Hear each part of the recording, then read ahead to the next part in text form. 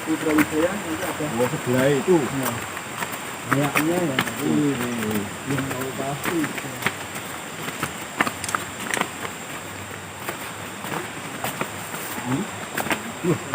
Tangganya sangat tinggi guys, sampai ke sana. Yo, Ya, hitung-hitung kita sambil olahraga malam ya guys. olahraga malam. Olahraga malam itu nggak cuma sama istri ya. Ya, kita jalan-jalan berpetualang itu juga mendapat minat. Kalau mau hasil lagi, mau hasil maksimal olahraga malam sama istri, nanti dapat anak. Oh, dapat bonus.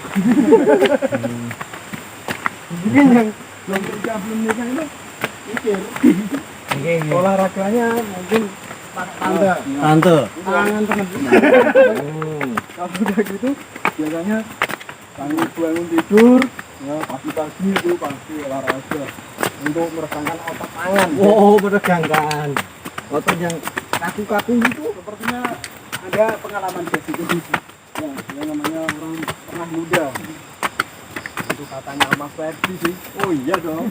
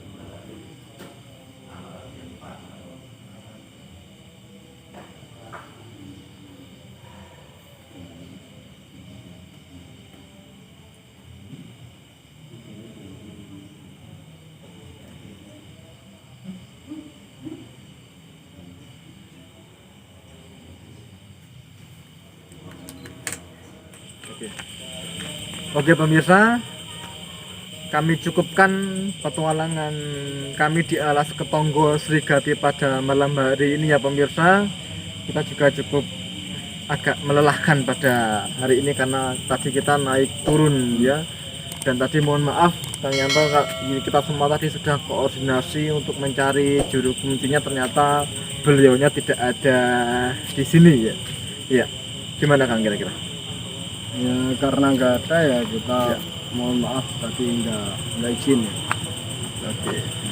Ya pemirsa, seperti yang diketahui ini memang tempat untuk ritual, untuk bertapa. Tetapi saya pribadi saya ya, di sini bukan untuk ritual dan juga bukan untuk bertapa. Kalau secara bahasa Jawa saya kesini itu kalau nggak konten ya dolan lah istilahnya, dolan ya, apalagi seperti yang disebutkan Kang Yanto mungkin bahas sejarah Rakitang Siti bahasa Jawanya walaupun cuma sedikit ya. Memang sih pemirsa, di anggapan saya pribadi memang saya ini tidak suka yang namanya ritual sesaji ya, karena memang itu tuh walaupun kita niatnya itu tidak untuk mencari yang aneh-aneh ya, Oke, kita agak minggir. Ada mobil lewat.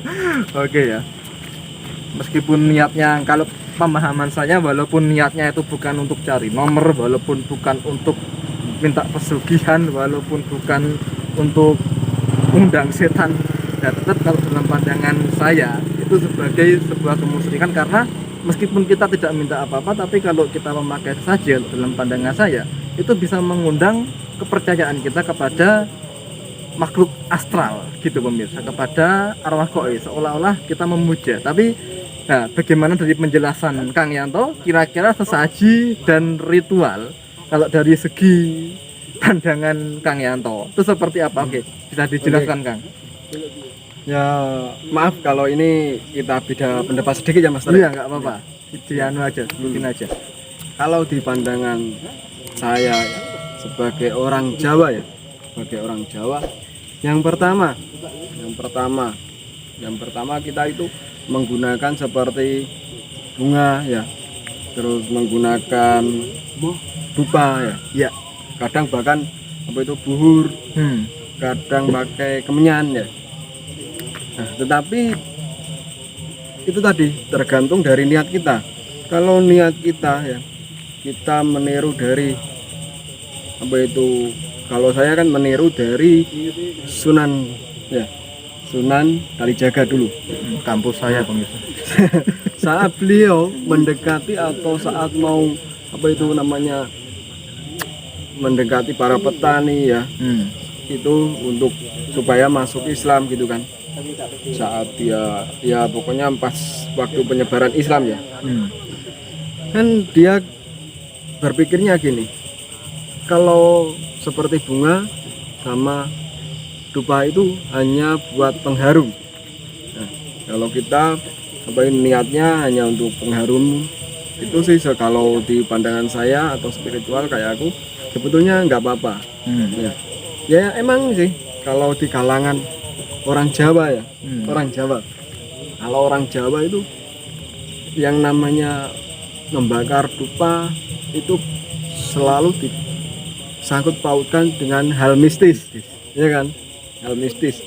Nah, tapi ya itu tadi tergantung dari niat kita. Sebetulnya kalau seperti itu ya, kayak Sunan Kalijaga, karena dia apa itu beliau itu mengasih seperti bunga saat ritual itu, beliau itu cuma apa itu buat pengharum, dan dupa itu juga buat pengharum kan gitu.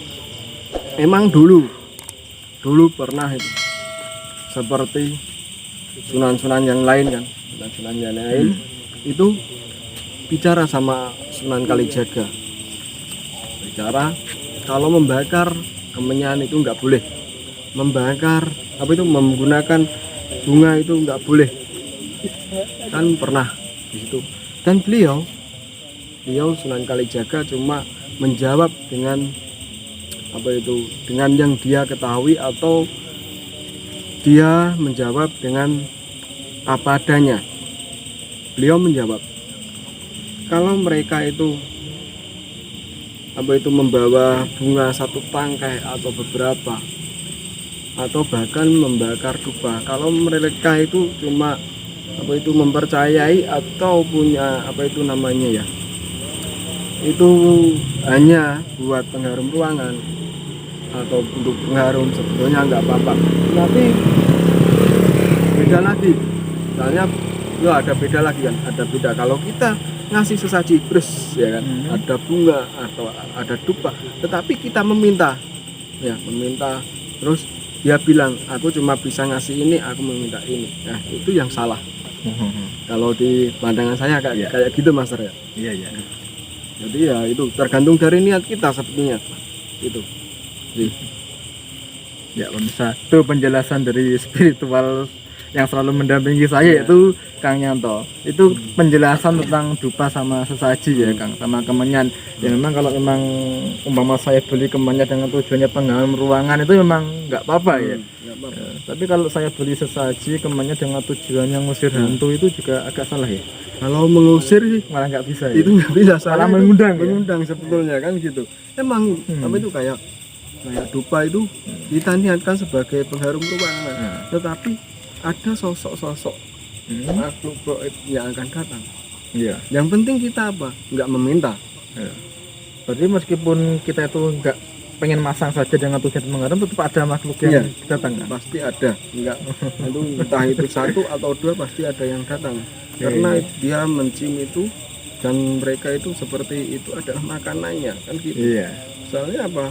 Orang Jawa kan udah berpikir kalau itu makanan setan. Jadi udah masuk mindset.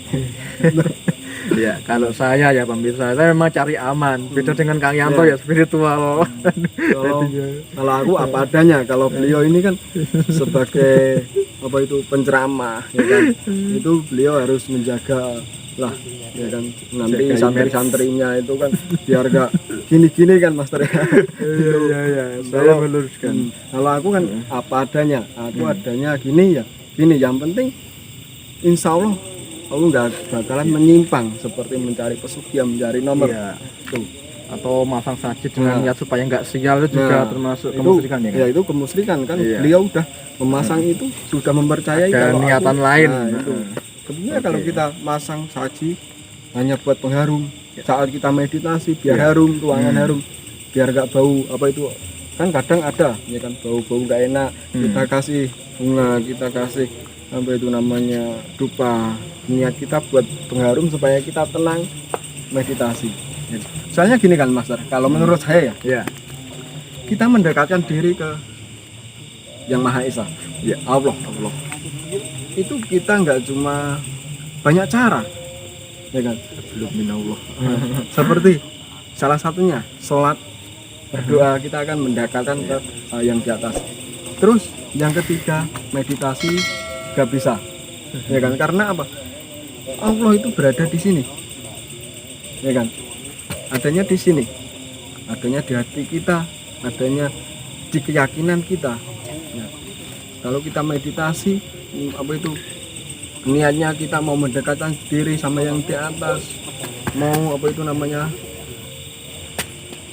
mau mensyukuri apa itu ciptaan-ciptaan yang di atas dan menyerap energi ciptaan yang di atas, kan gitu. Sebetulnya banyak sekali. Dan salah satunya kalau pengen mendekatkan diri sekali berada di tengah rel. Dekat banget ya Bang. Pasti Langsung terbang melayang. Iya. Ya cuma itu yang bisa, Iya. yang aku tahu ya soal dupa, soal salji atau bunga. Iya. Ya, ini terakhir ya pemirsa. Oke, kalau saya pengen bertanya bertapa ya Kang, karena yo ini untuk pemirsanya pernah komen video saya yang salah paham dulu ya yang di Klampis Ireng yang sebelumnya. Ya memang kalau dari anggapan saya yang pernah saya pelajari, memang bertapa atau zikiran merenung itu kan memang sebaiknya di masjid ya, baca zikir, tahmid, tahlil dan seterusnya, baca Quran kan di masjid bisa kan lebih berpahala berlipat. Nah, terus kenapa kalau dari segi spiritual bagaimana Kang? Kenapa kok bertapa kok harus ke tempat seperti ini, angker atau tempat yang sakral lah, itu gimana kalau dari penjelasan Kang Yanto? Oke, sekarang gini, sebetulnya kok bukan kita mencari tempat yang angker, bukan sama sekali bukan. Iya. Kalau menurut saya sendiri, soalnya saya juga suka bermeditasi ya. Tetapi kita ingin menyatu dengan alam. Dan yang kedua kita supaya tidak terganggu dengan orang. Soalnya apa? Kita kalau meditasi kita mintanya kan sama yang di atas, apa itu sama yang mendekatkan diri lah, ya kan. Kalau saya kan mendekatkan diri sama yang di atas. Soalnya ya itu tadi Allah itu adanya di sini, bukan di sini. Nah, kalau sampean cuma adanya di sini, ya nggak ada di sini, sama aja bohong. Nah, ya. Makanya itu kita harus yakin itu dari sini, bukan dari sini, ya kan? Iya. Nah, itu. Terus ya itu tadi meditasi, kita mencari ketenangan seperti apalagi kalau di tepi sungai. Itu kita itu seperti bisa meresapi ciptaan Allah seperti apa. Oh ya, apalagi saya baru ingat suara sungai itu membuat seseorang tuh bisa rileks. Termasuk suara jangkrik juga itu. Iya. Sebetulnya itu sih. Ya supaya suara alam bisa menenangkan kita. Soalnya apa? Seperti suara air itu bisa juga buat relaksasi. Dan gitu. Sebetulnya sih kalau menurut saya kayak gitu Master ya. Ya. Itu pemirsa ya mirip sekali dengan sholat ya pemirsa. Kalau sholat kita cuma hafal bacaannya kan seolah-olah kita tidak menghayati. Cuma sebutnya alhamdulillah ya bila tapi nggak tahu itu apa. Cuma ikut-ikut. Ya cuma ikut-ikut. Nah memang lah, memang kebanyakan orang beragama itu memang tidak sempurna kalau cuma pakai perasaan saja. Jadi harus akal sama perasaan itu harus imbang ya pemirsa. Satu lagi. Setiap manusia punya dosa. Setiap manusia punya dosa. Nggak mungkin nggak. Ya. Orang yang rajin sholat pasti akan ada juga yang punya dosa. Tetap ulama itu juga semuanya juga punya dosa. Ada juga yang tidak sholat, dia juga bisa punya dosa. Soalnya apa? Dosa, semua orang punya dosa, tetapi jalannya atau cara mendapatkannya berbeda-beda, ya kan? Orang rajin sholat kadang masih menghibah sana. Orang yang kadang enggak sholat tetapi kelakuannya baik, ya kan? Banyak sekali. Nah itulah yang namanya dosa ya. Setiap manusia punya dosa, tetapi untuk mendapatkan dosa itu jalannya beda-beda, gitu guys. Oke pemirsa, itu penjelasan akhir dari kami panjang ya. Oke, ilmu soalnya mungkin Maaf kalau seperti ceramah. Iya, ceramah perpaduan spiritual dengan penyuluh. Emang kita kadang nggak sependapat, tapi itu jangan sampai memecahkan kita. Jangan sampai ya. Kita juga nggak boleh bermusuhan, juga dilarang dalam syariat ya. Nggak baik-baik ini kan anteng tenang ya. Oke. Makasih banyak ya Kang atas penjelasannya. Oke, dan terima kasih pemirsa yang telah menyaksikan video kami. Tetap ikuti terus petualangan kami di channel Oda Diego dan di channel Sunti Sang Petualang hanya di Hunting Dunia Lain. Wassalam.